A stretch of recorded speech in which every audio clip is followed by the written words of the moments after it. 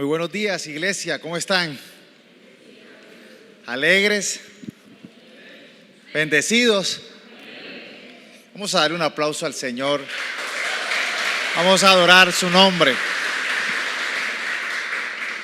Les cuento, a todos sean bienvenidos, esta es su casa. El día miércoles fue un día muy particular. Los miércoles tenemos la madrugada de oración. Hemos venido tratando el tema del poder de la oración. Hacemos en vivos, oramos. El domingo pasado hablamos acerca de la libertad que tenemos en el Señor. Y el día miércoles, en la mañana, Dios nos dirigió a seguir en este tema de guerra, de lucha, de libertad, de clamar cielos abiertos. Obviamente identificamos que hay un enemigo general que es el enemigo, Satanás. Y Satanás obviamente quiere traer oscuridad, confusión, que la palabra no sea predicada. Y digo yo el miércoles en la mañana, esta tarde vamos al servicio y vamos a darle duro al enemigo. Y el enemigo se nos adelantó. Y ese día llovió, hubo problemas, se quemaron unos equipos y no pudimos transmitir. Solamente los que pudieron venir pudieron escuchar el mensaje. Pero como al enemigo hay que resistirlo, hoy tengo el mismo mensaje, pero plus. Hoy vamos a predicar este mensaje que el Señor quiere dar a la iglesia, reforzado.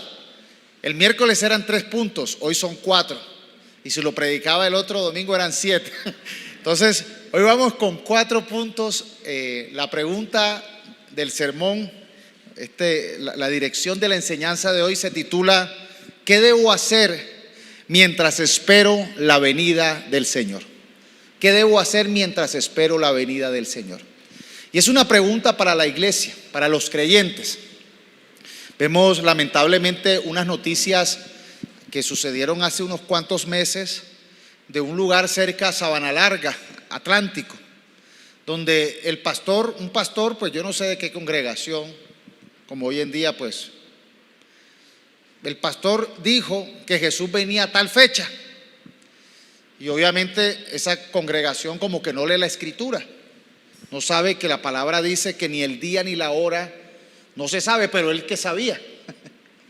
Y llevó en engaño a su congregación a irse como a un retiro y a esperar la venida del Señor. Tal día él dijo que venía, que Dios le había revelado. Muchos vendieron sus propiedades, estaban ya con la maleta lista, así como en la imagen que usted ve allí, sentados esperando que venga el Señor. ¿Y esa es la actitud correcta o esa es una actitud engañosa? Por eso la pregunta de hoy es: ¿qué debo hacer mientras espero la venida del Señor? Sabemos de antemano que es una actitud incorrecta, que no es que el Señor espera que nosotros estemos con la maleta lista para irnos, sino que necesitamos tener una actitud muy contraria a lo que sucedió, porque supimos que lo que sucedió fue un engaño. No llegó cuando dijo este hombre que iba a llegar, y terminaron todos burlándose, muchos engañados, muchos desilusionados. ¿Por qué? Porque hoy en día la iglesia está carente de escuchar la palabra de Dios. Los que les encanta escuchar cuentos, historias, mentiras, esos son los que fácilmente caen. Pero por eso tenemos la palabra, y la iglesia está centrada, está basada en su palabra. Cielo y tierra pasará, pero su palabra permanece. Por eso necesitamos nosotros entender cuál es la actitud, qué debo hacer mientras viene el Señor. Y obviamente en estos tiempos de pandemia, de situaciones un poco amenazantes, la gente tiende a creer que es que ya viene pasado mañana. Entonces vamos a vender todo y esperarlo con una maleta, y realmente esa no es la dirección que nos da su palabra. Entonces vamos a pedirle al Espíritu Santo que sea hoy dirigiéndonos a la iglesia de cuál debe ser nuestra actitud, cuál debe ser nuestro enfoque según lo que dice la Escritura. Abran por favor la Escritura, la palabra de Dios, en la carta de Santiago, capítulo 5. y vamos a leer del versículo 7 al 11. Y recuerden que la pregunta es: ¿qué debo hacer mientras espero la venida del Señor? Santiago 5, del 7 al 11, y vamos a leer con la unción y la dirección del Espíritu Santo. ¿Les interesa la palabra? Entonces, abre tu mente, dispón tu corazón.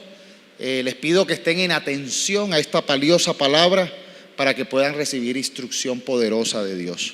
Santiago 5, del 7 al 11. Voy a leer la Nueva Traducción Viviente, la versión Nueva Traducción Viviente. Amados hermanos, y cuando dice amados hermanos, le está dirigiendo esta carta a la iglesia. Este consejo es a la iglesia.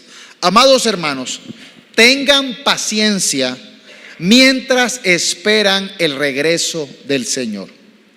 Piensen en los agricultores que con paciencia esperan la lluvia en el otoño y la primavera. Con ansias esperan a que maduren los preciosos cultivos. Ustedes también deben ser pacientes. Anímense, porque la venida del Señor está cerca. Hermanos, no se quejen unos de otros o serán juzgados. Pues miren, el juez ya está a la puerta.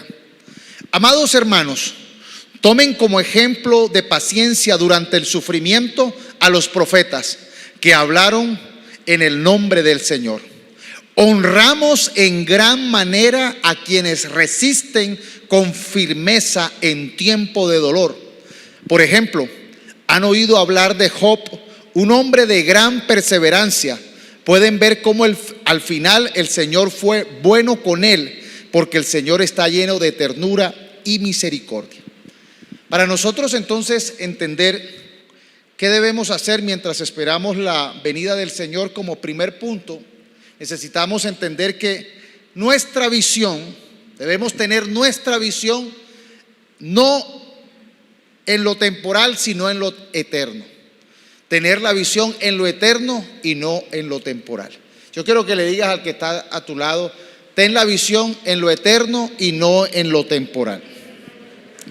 El versículo 7, la parte A, dice: amados hermanos, tengan paciencia mientras esperan el regreso del Señor. Realmente el Señor le dio una promesa a la iglesia. Y ahorita que estábamos cantando la canción de que vuelvo a los brazos de mi Padre, el Espíritu Santo me ministraba y me recordaba que Jesús le dijo a los discípulos que no los iba a dejar huérfanos, sino que Él iba a estar con ellos donde estuvieran reunidos. Donde estén 2 o 3, ahí está la presencia de Jesús. Y es muy importante que nosotros siempre tengamos presente no lo temporal, sino lo eterno. Un peligro de la iglesia, un problema del creyente, es que los cristianos se han quedado en lo temporal. Están preocupados es por lo temporal y no por lo eterno.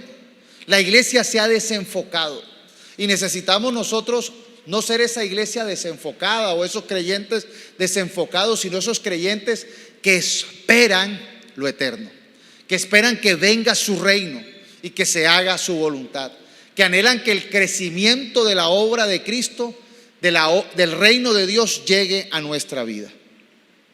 Por eso el Señor Jesús en Mateo 6, 31 al 33 dijo: por lo tanto, no se preocupen ni se pregunten qué comeremos o qué beberemos o qué vestiremos, porque la gente anda tras todo esto. Pero su Padre Celestial sabe que ustedes tienen necesidad de todas estas cosas. Por lo tanto, busquen primeramente el reino de Dios y su justicia, y todas estas cosas les serán añadidas. El Señor Jesús hizo una diferencia hablando con sus discípulos. ¿Cuál es la actitud y el comportamiento de una persona creyente y de un no creyente? El no creyente está preocupado qué va a vestir, qué va a comer, está angustiado por su futuro, por su realidad, se angustia con las noticias, con las amenazas, porque para él no hay Dios que supla. El no creyente no tiene un Dios que supla. El no creyente no conoce el actuar sobrenatural de Dios. El no creyente está alejado de Dios, vive en la naturaleza ordinaria y común. Pero nosotros, sus discípulos, confiamos en el buen Padre que provee. Tanto que nos enseñó el Señor Jesús a orar en el Padre Nuestro: el pan de cada día, dánoslo hoy. Dios es el Dios que suple. Y nosotros, como sus hijos, necesitamos aprender a buscarlo a Él primeramente. La gente de este mundo no lo busca. La gente sin Dios no tiene a quién acudir. Entonces tiene que resolver la misma persona, pero los hijos de Dios tienen a quién acudir.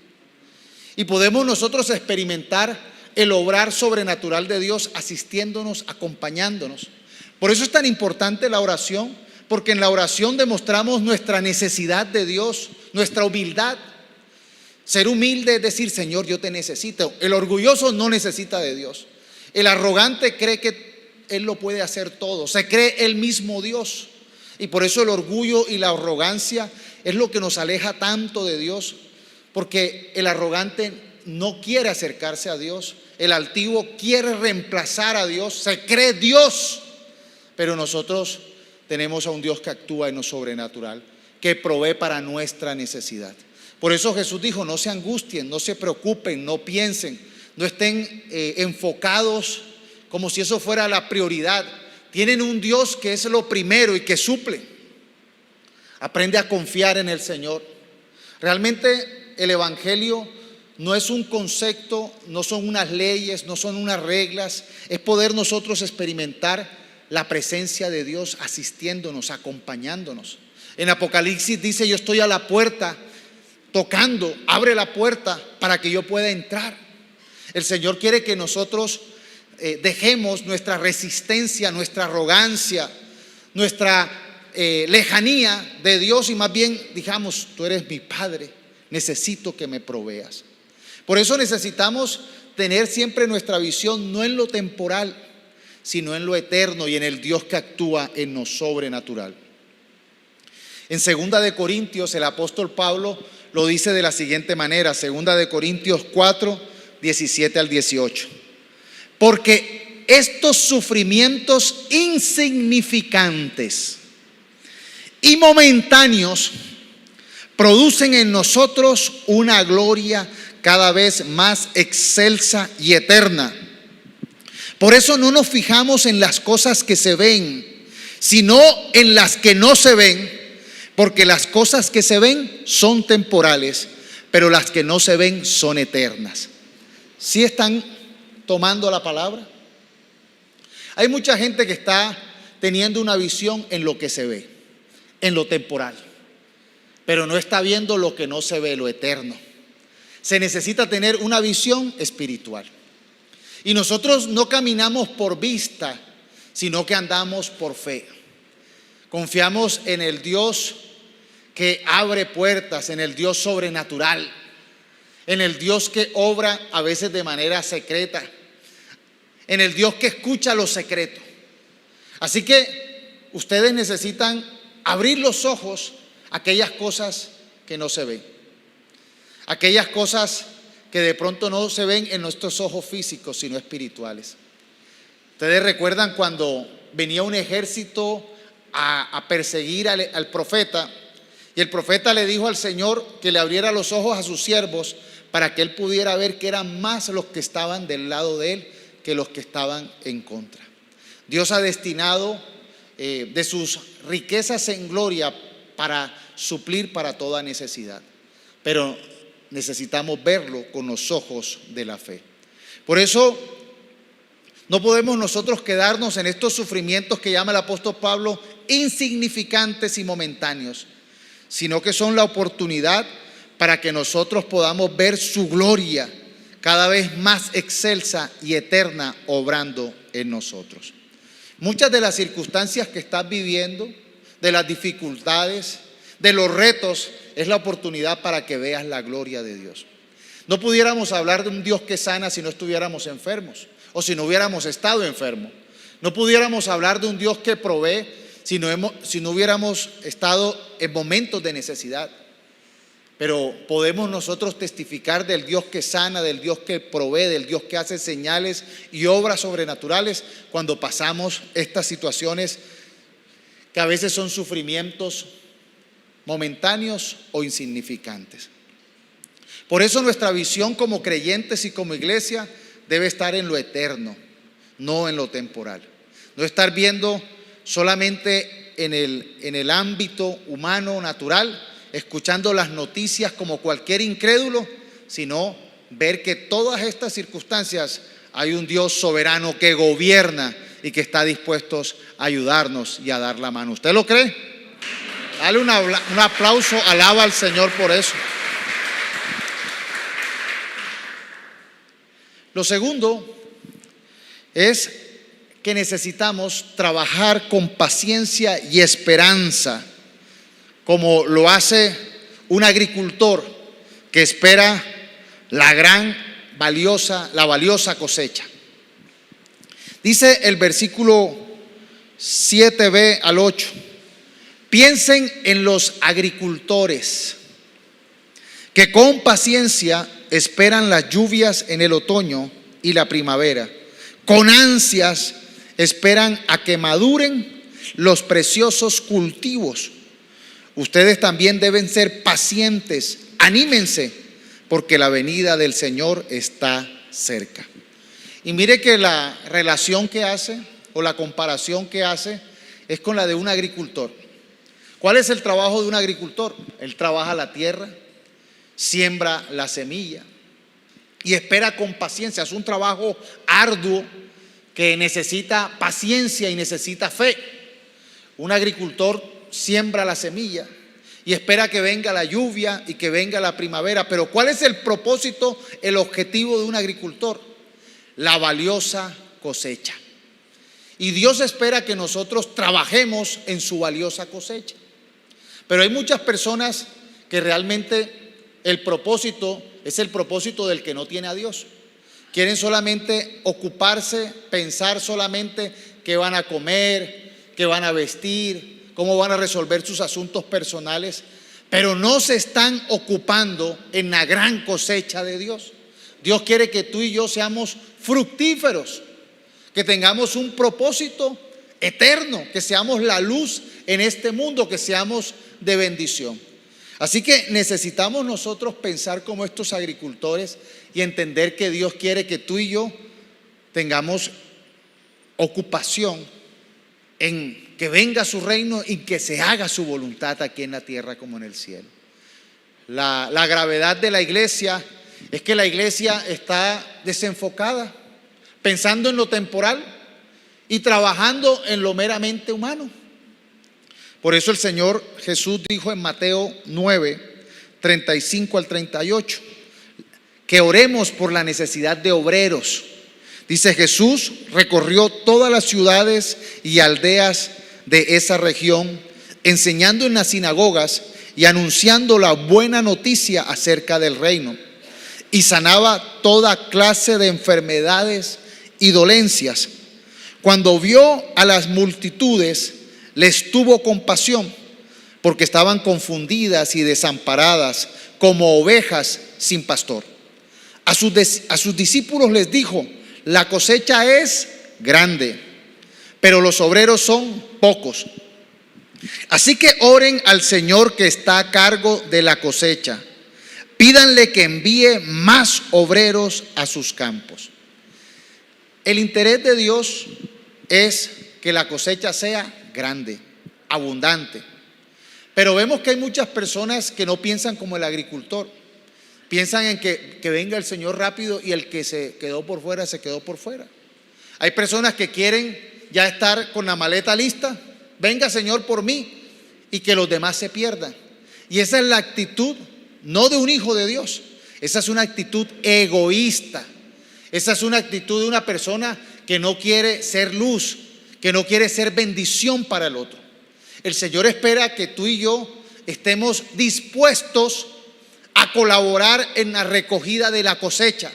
Amén. Lo dijo más claro el Señor en Mateo 12:30. Dice: el que no está de mi parte, dijo Jesús, el que no está de mi parte está contra mí. El que no me ayuda a traer a otros para que me sigan es como si los estuvieran ahuyentando. Lo repito: el que no está de mi parte, dijo Jesús, está contra mí.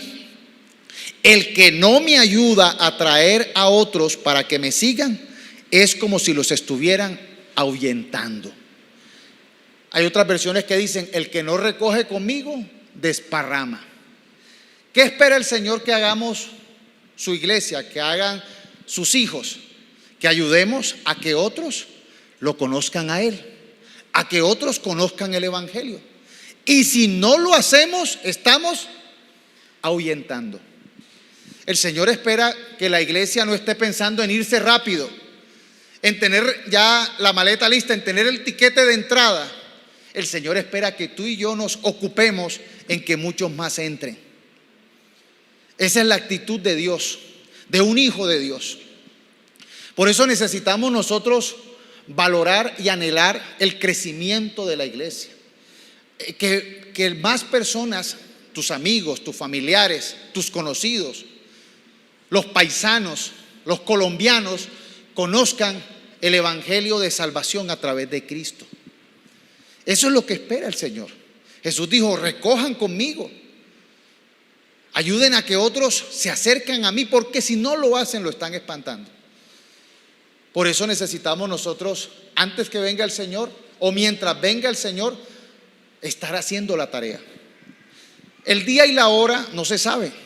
El Señor va a venir el día que Él quiera, el día que Él diga: ya se recogió toda la cosecha. Y eso lo sabe Él.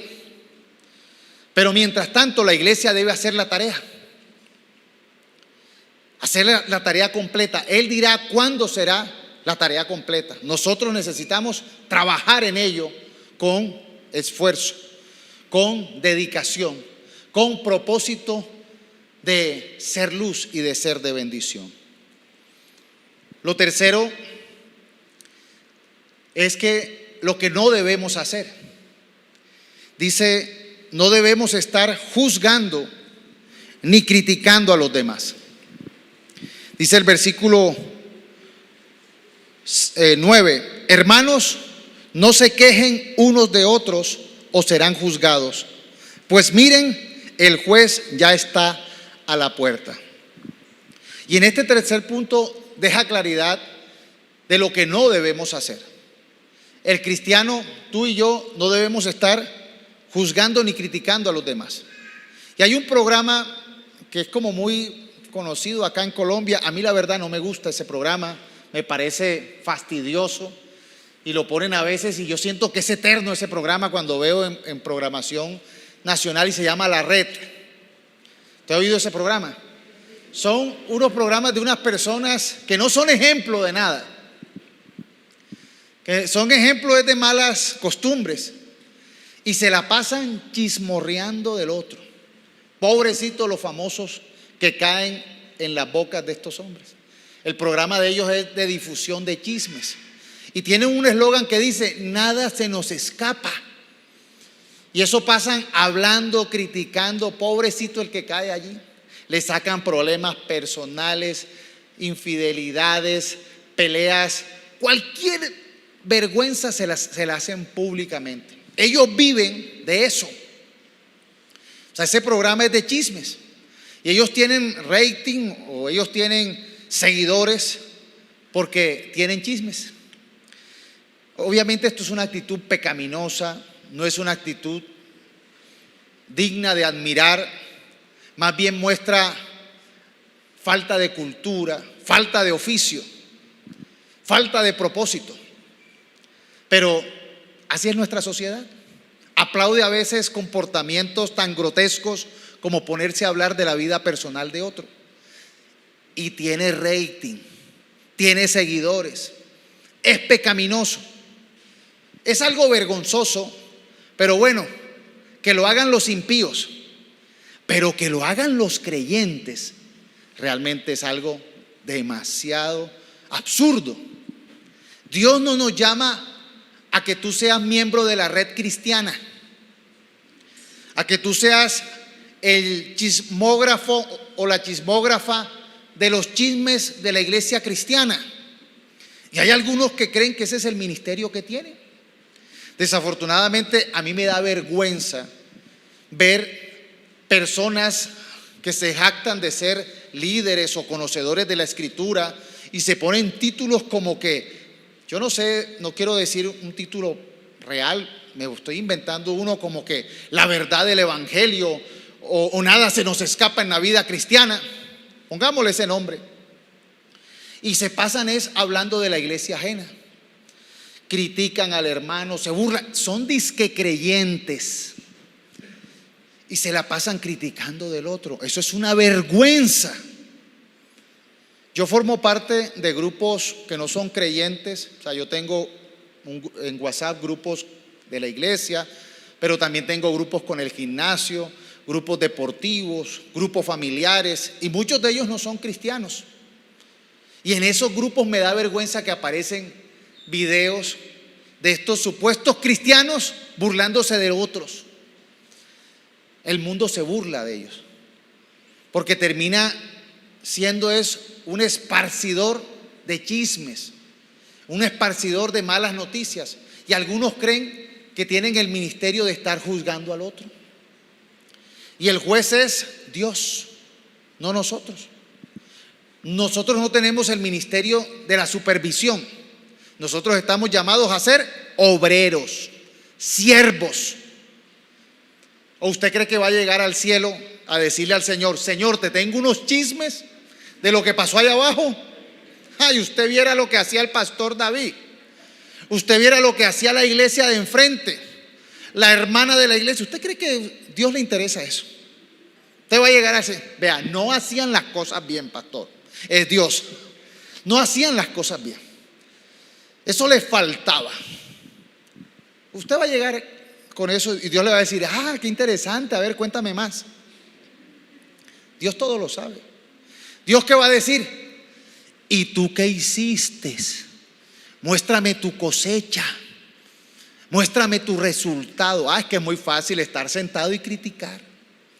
Usted no ven cuando estamos viendo fútbol, usted ve que salen los directores técnicos profesionales. Ah, hubieran metido a tal. No, pero bajen, hagan 3-2, 4-5, 8-10. Y hablan con qué propiedad, pero nómbrelos ustedes a ellos. El equipo va peor. Es muy fácil criticar y ponerse en la posición de criticar al que hace. Hágalo usted. Ahora, hay algunas realidades escandalosas. Hay algunas realidades que no son para uno estar replicándolas, pero les encanta hablar de eso. Les encanta hablar mal del prójimo. Yo compartí algo el miércoles que dije que no iba a decir, pero se los voy a decir. Una vez, unas personas que decían ser amigas empezaron a hacer comentarios negativos de mis hijos. Y yo dije, bueno, supe eso y fui a hablar. Les dije, bueno, yo soy el papá. Díganme mis hijos que están haciendo mal para yo corregir. Mis hijos han servido aquí en la iglesia, los dos. Ustedes han visto que han sido personas que, pues, muchachos comunes y corrientes, pero muy esforzados, muy responsables, perfectos ninguno. Y entonces yo le dije, díganme qué han hecho mal mis hijos. Yo quiero saber para corregir, de pronto han hecho algo grave. No me dijeron nada, no, bobadas. Y yo les dije, bueno, y ahora cuéntenme, ¿qué han hecho sus hijos? Ni creyentes eran, bien apartados, bien alejados. Entonces la gente muchas veces habla y critica lo que no son capaces de hacer. Y eso es la boca del diablo. El diablo le encanta criticar al que hace o esparcir comentarios que usted no sabe. O quien tiene aquí el ministerio de la fiscalía cristiana. Entonces pasa algo en algún lado,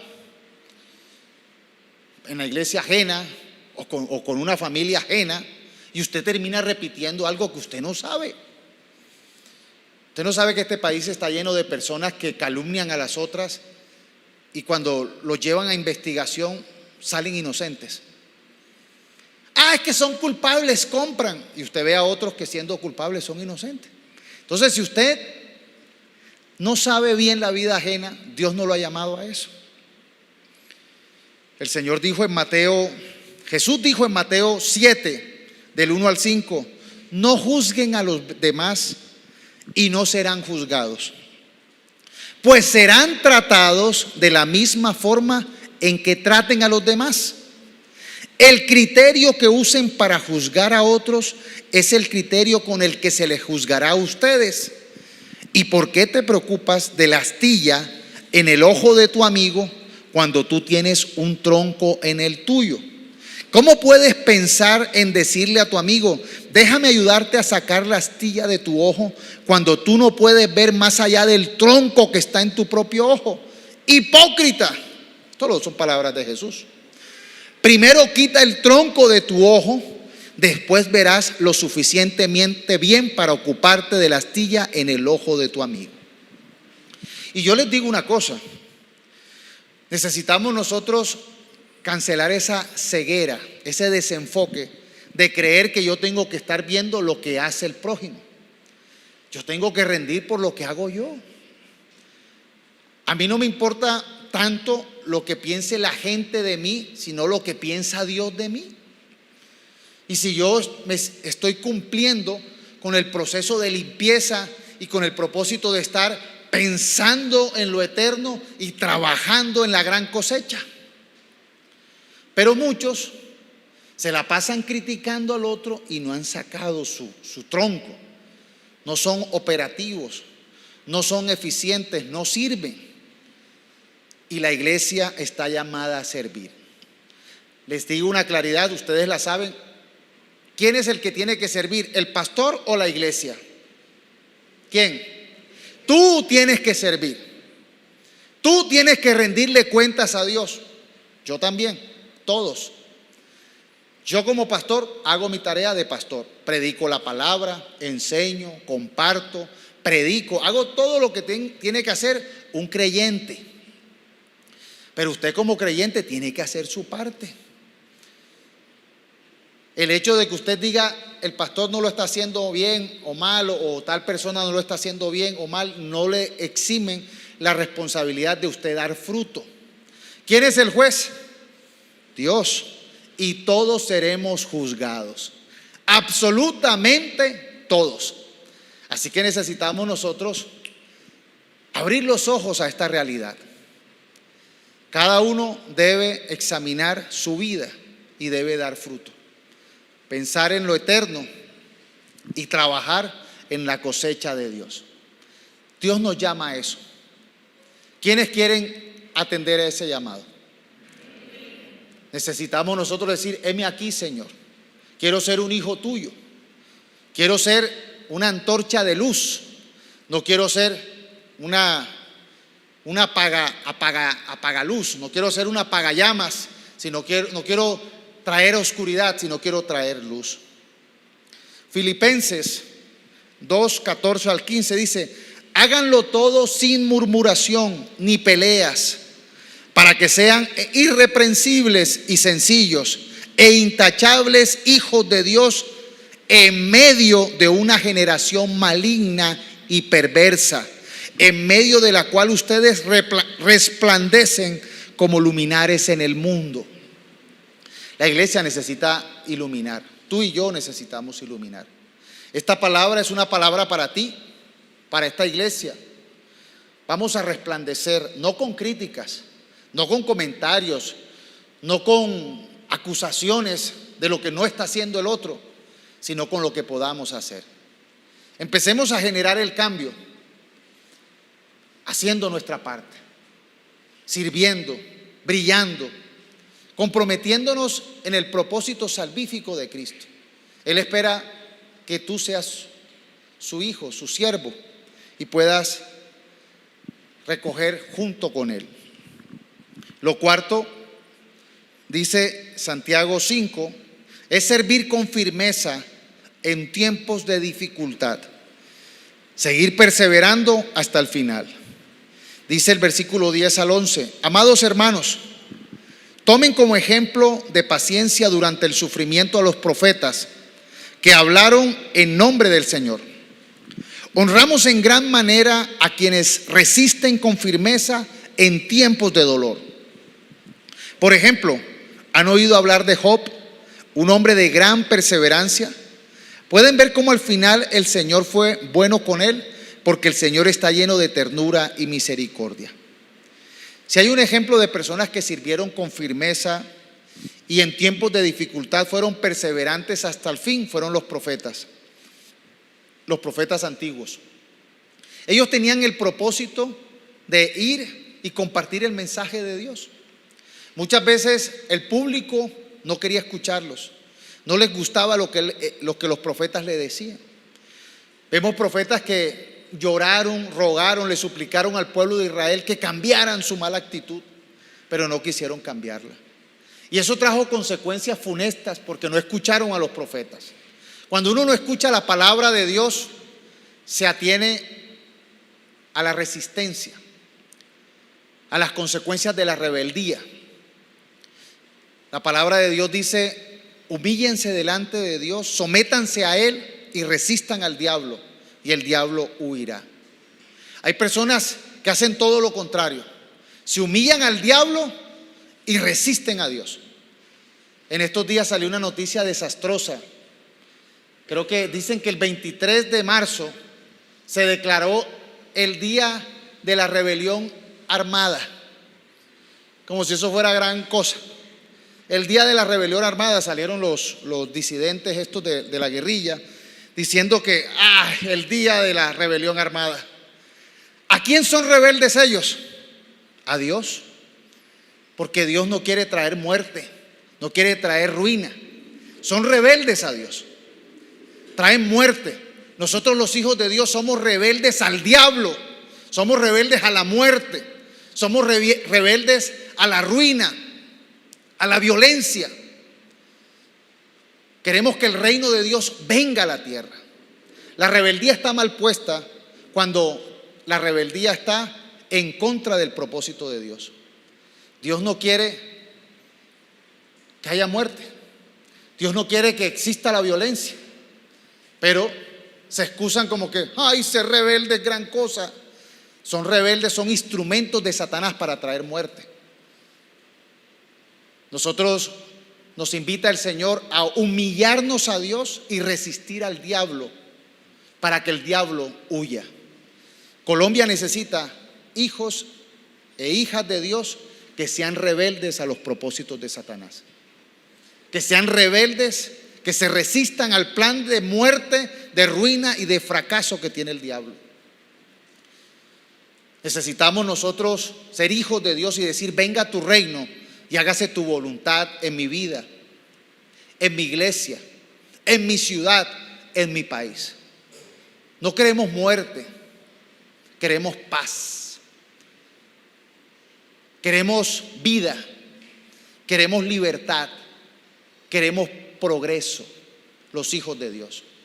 Por eso necesitamos clamar al buen Padre que quiere que nosotros experimentemos la voluntad buena, agradable y perfecta. Por eso, en este mundo sin Dios no vamos a encontrar el camino. Jesús dijo: yo soy el camino, yo soy la verdad y yo soy la vida, dijo Jesús. Nadie puede ir al Padre sino a través de Él, de Jesús. Nosotros necesitamos decirle: Señor, ven a mi vida, transforma mi corazón, transforma mis pensamientos, mis métodos. Te pido, Señor, que quites mis malos hábitos, que me liberes de mi conducta rebelde y de mi comportamiento rebelde a ti. Hay personas que todavía están encarceladas en sus malos hábitos. Hay personas que están encarceladas en su carácter lleno de amargura, de odio, de resentimiento. Hay personas que están encarceladas en sus dolores, en sus traumas, en sus deseos de venganza.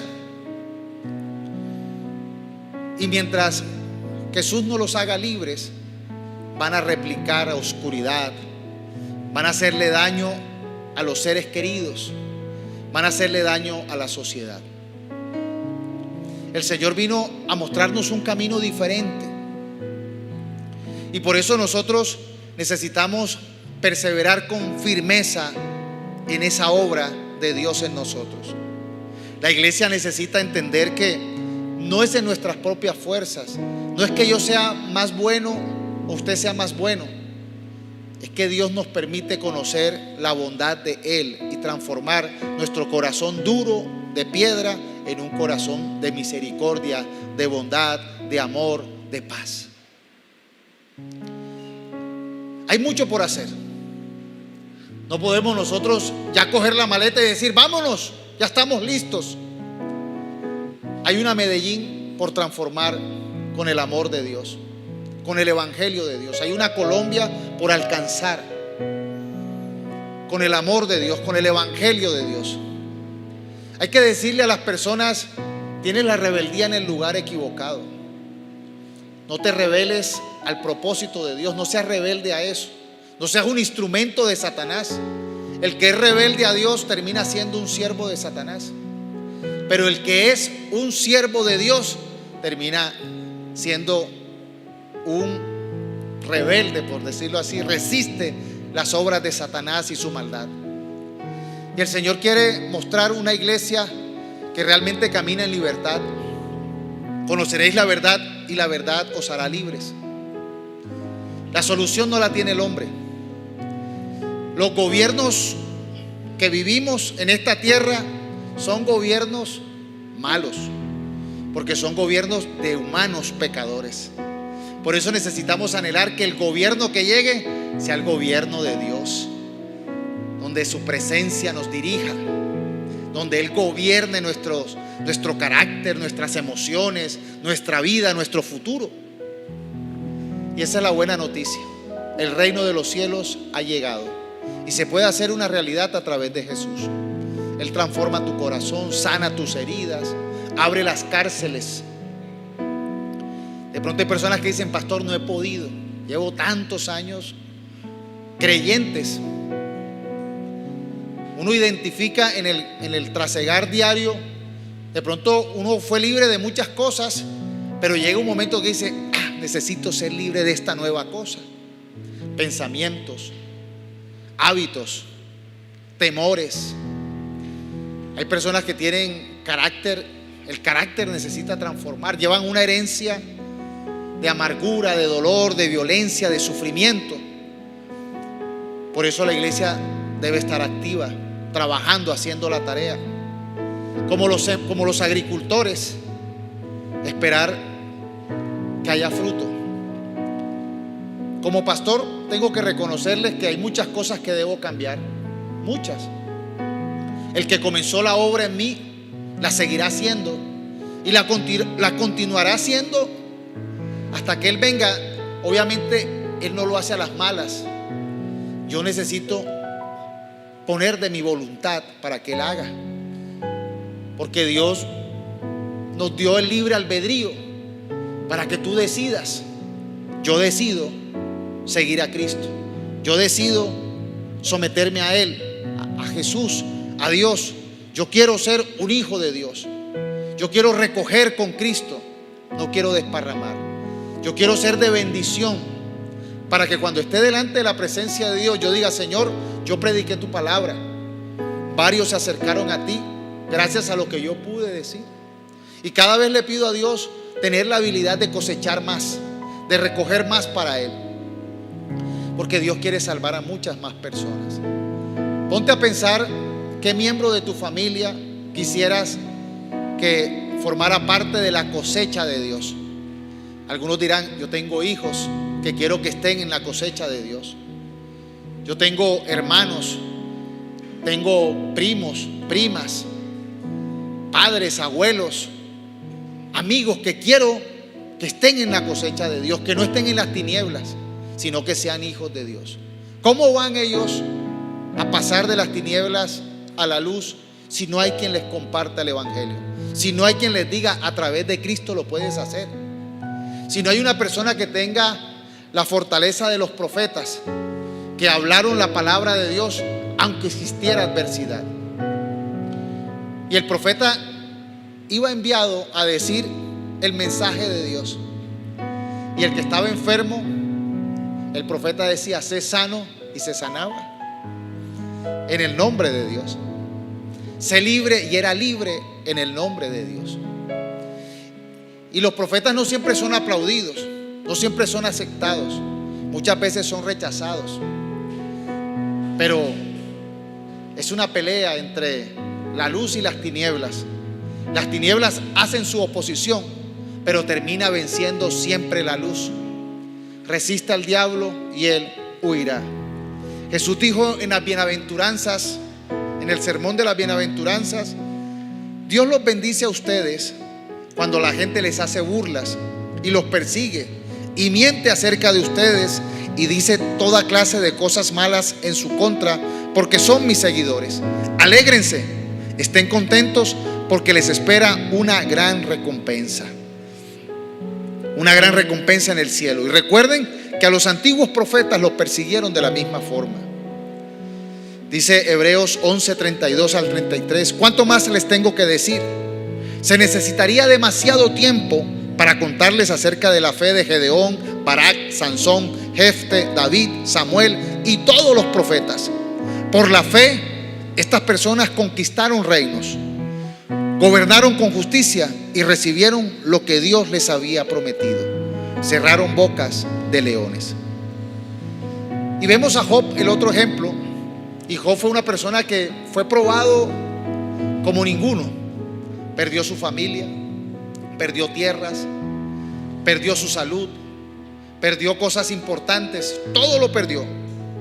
Pero en el capítulo 1, 20 al 22, cuando le llegó toda esta información, él dice que al llegar a este punto, Job se levantó, se rasgó las vestiduras, se rasuró la cabeza y luego se dejó caer en el suelo en actitud de adoración.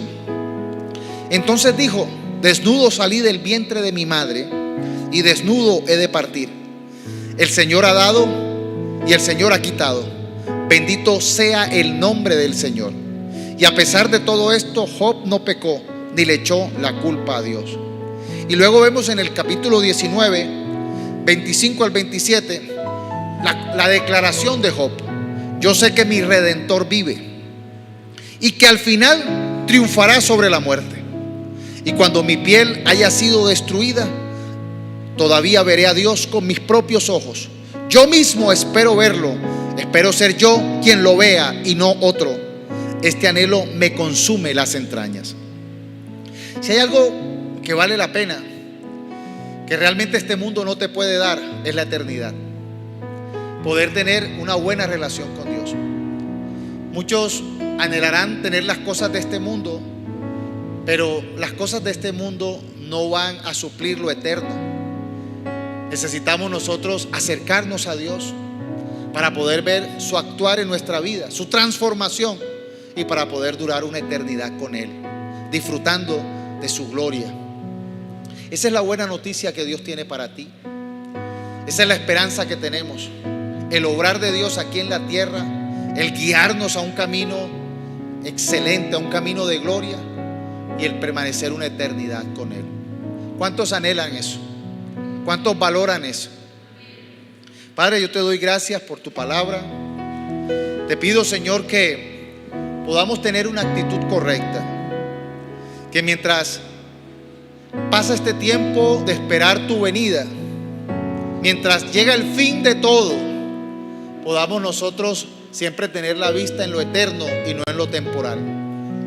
Quita de nosotros toda angustia por lo temporal, toda preocupación a veces angustiosa. Hay personas que están llenas de angustia por las situaciones presentes. Entreguen hoy esa carga al Señor. Hay personas angustiadas, llenas de temor por las noticias. Entrega esa carga al Señor y confía en que el Señor tiene el futuro de tu vida en sus manos, el futuro de tu familia en sus manos. Confía en el Padre bueno y dile: Padre bueno, yo te pido que me ayudes, que suplas todo lo que necesito, pero que venga tu reino a mi vida, que seas tú reinando en mi vida, que seas tú gobernando. Pídele al Señor que puedas trabajar también en recoger cosecha para Él. ¿Y cuál es la primera cosecha? Ora por tu familia. Pídele al Señor que pueda llegar tus hijos, que puedan llegar tu pareja, tu familia al Señor.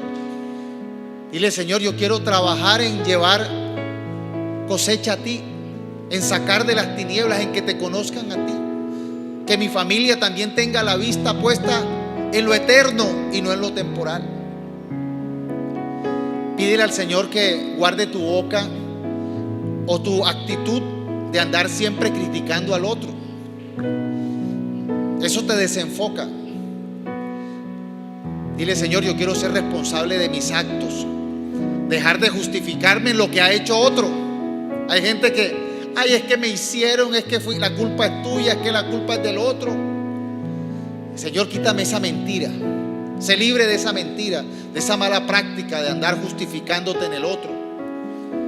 Y dile al Señor: permíteme, Señor, yo ser un verdadero siervo, un verdadero hijo o hija tuyo, en el nombre de Jesús.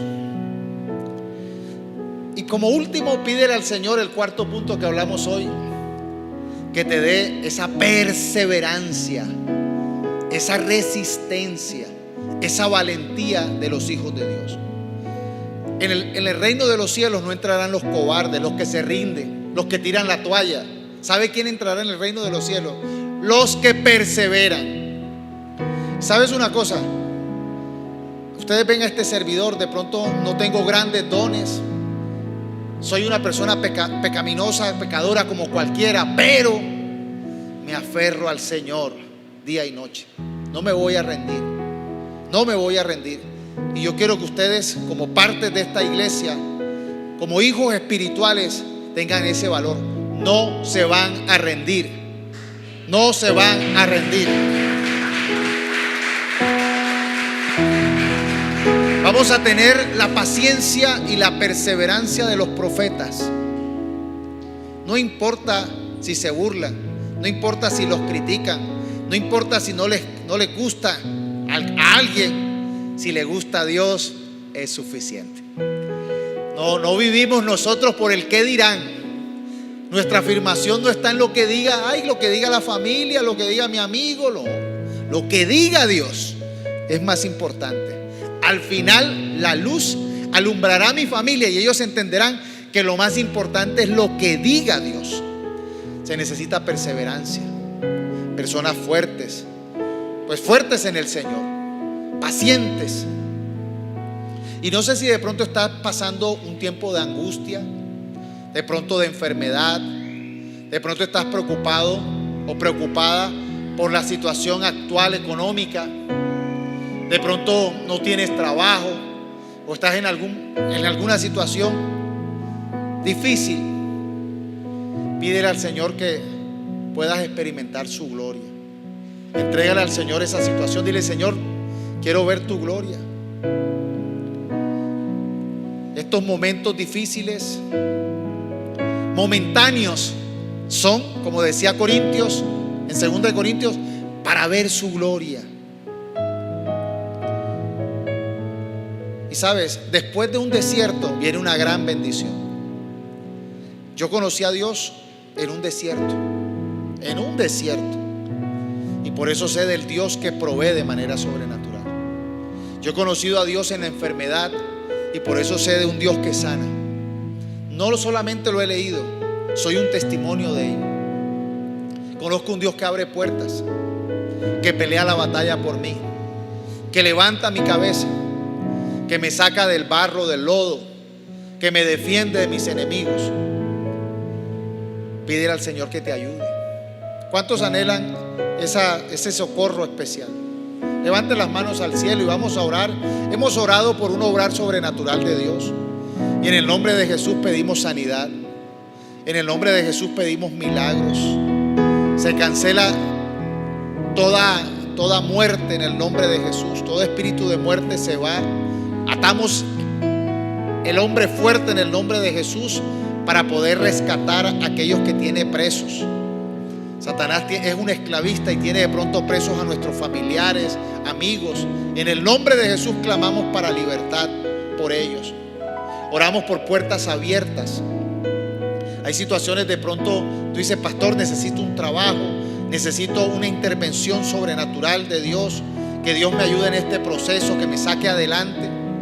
Padre, en el nombre de Jesús abre puertas, defiende causas, trae claridad, que tu misericordia nos alcance y provea de manera sobrenatural. Pedimos, Señor, que después de este desierto veamos tu gloria y nos afirmemos en la fe en el nombre poderoso de Jesús. ¿Hay alguien que quiera recibir a Jesús? Póngase de pie quien quiera recibir a Jesús. Póngase de pie con valentía y repita conmigo esta oración. Hágalo de manera audible, hágalo con fe. Repita conmigo: yo confieso con mi boca, creyendo en mi corazón, que tú, Jesús, eres mi Señor y mi Salvador. Abro la puerta de mi vida para que llegues, para que me alumbres, para que me transformes. Perdona todos mis pecados. Anota mi nombre en el libro de la vida. Regálame la salvación. Yo sé que moriste en la cruz tomando mi lugar para salvarme y resucitaste al tercer día para darme la esperanza de vida eterna. Hoy pongo la mirada en lo eterno y dejo de mirar lo temporal, porque sé que veré tu gloria en el poderoso nombre de Jesús. Dale un aplauso al Señor. Celebra su victoria. Pongo mi vida a tu servicio, Señor.